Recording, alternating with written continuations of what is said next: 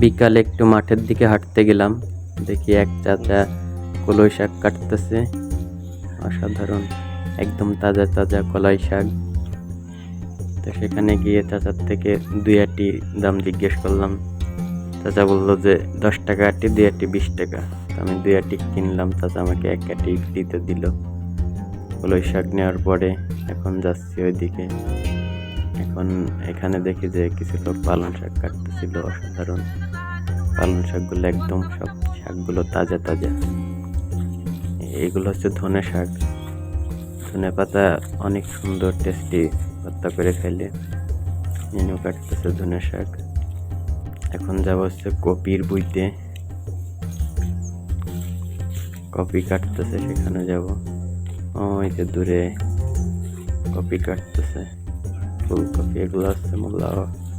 Wow, অনেক সুন্দর হয়েছে মূলা, বড় বড় সাইজ, একদম টাটকা।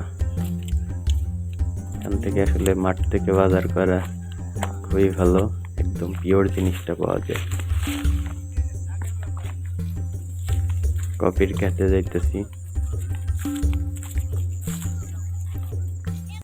এটা হলো কপি, ফুলকপি। মাশাআল্লাহ, অনেক সুন্দর হয়েছে, একদম তাজা তাজা।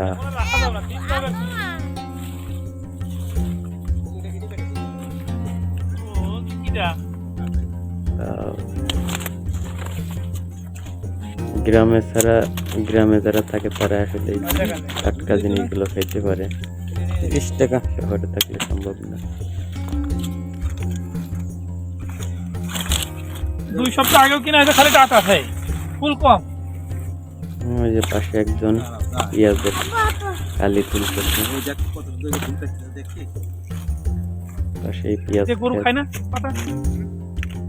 মাঠ ভরা শুধু শাক, সবজি। পেঁয়াজের কালি তুলতেছে, এগুলো খাইতে অনেক টেস্টি।